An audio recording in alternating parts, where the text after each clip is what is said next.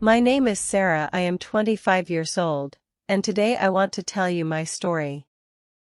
Not just a story of love, but a story of life, of loss, struggle, hope, and a bond that began when we were children and slowly became the most beautiful truth of my existence.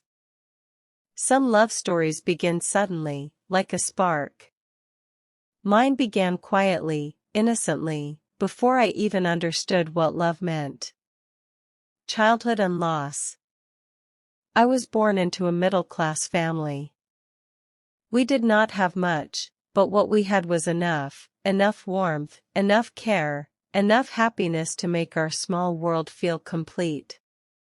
My father was a gentle man. He did not speak much, but his presence alone made everything feel safe.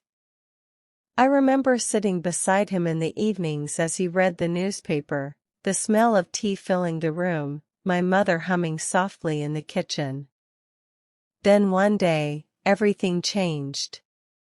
I was 10 years old when I lost my father. Death does not announce itself gently to a child. It comes suddenly, leaving confusion behind.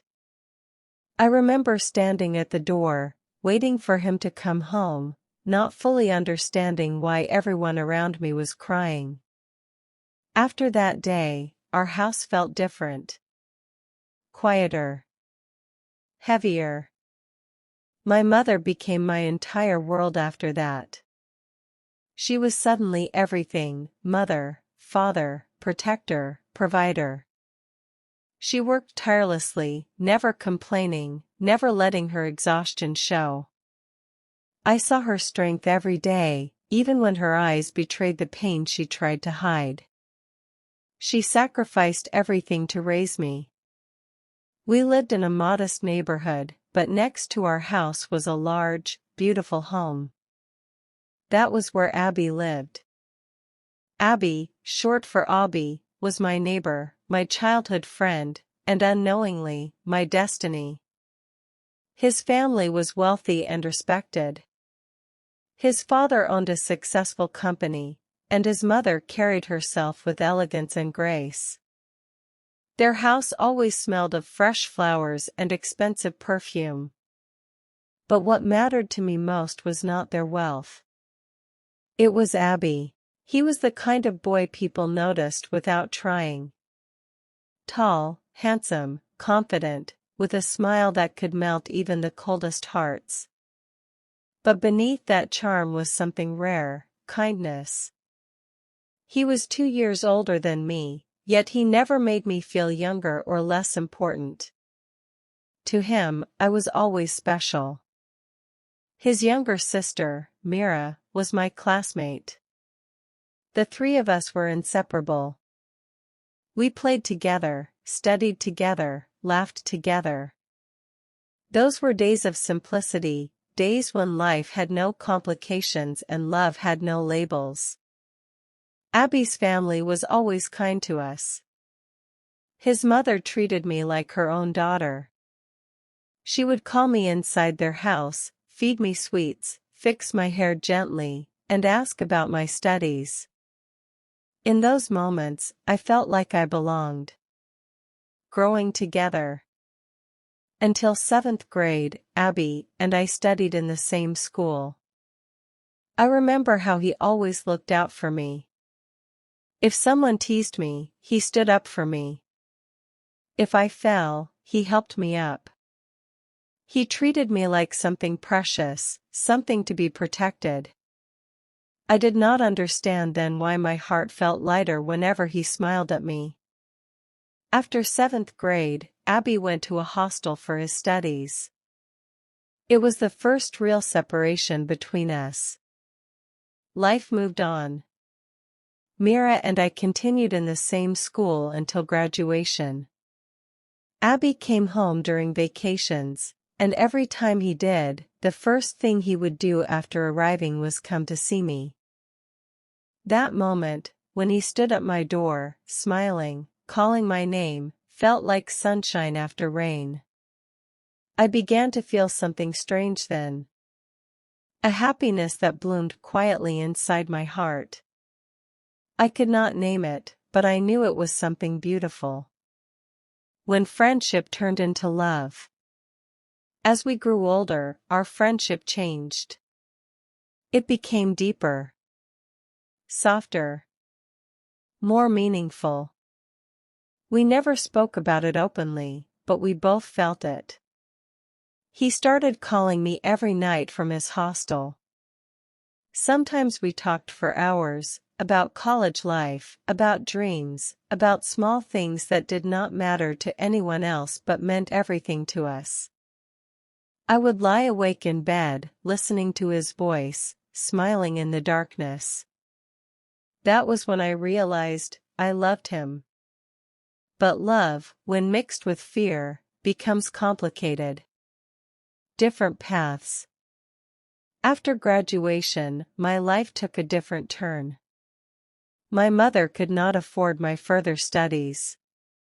She never said it directly, but I could see the worry in her eyes. So I made a decision. I started working. I wanted to support her. I wanted to stand on my own feet. Abby, on the other hand, continued his education. He completed his master's degree and joined his father's growing company.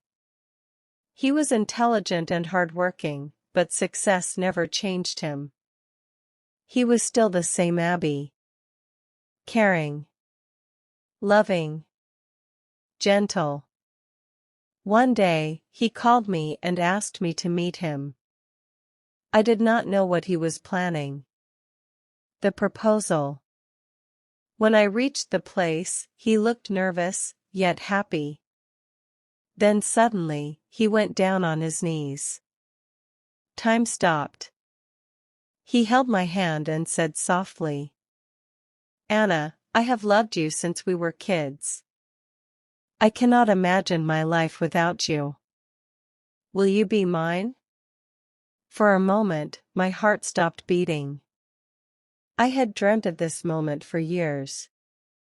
But when it actually came, fear rose stronger than happiness. I knew his family.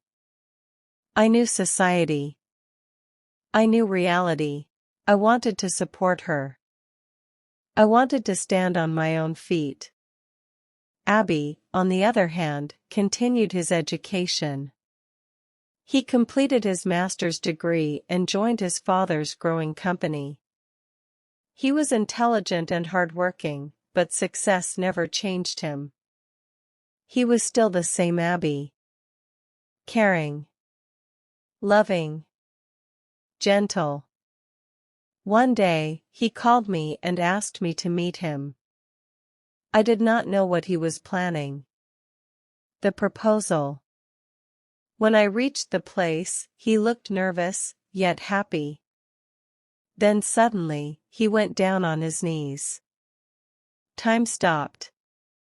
He held my hand and said softly, "Anna, I have loved you since we were kids. I cannot imagine my life without you. Will you be mine?"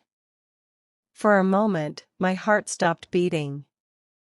I had dreamt of this moment for years.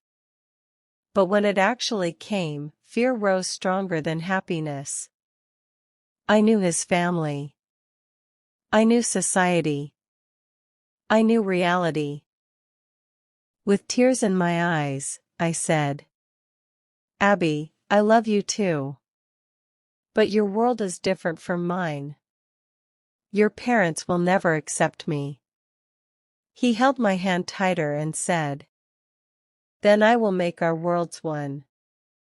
Love that refused to fade." I left without giving him an answer. At home, I told my mother everything. She listened quietly, then said softly, "They will never accept you, Anna." But Abby did not give up. He loved me openly, fearlessly. Every look, every gesture, every touch carried his devotion. Yet I was scared. So I began to distance myself. I avoided his calls.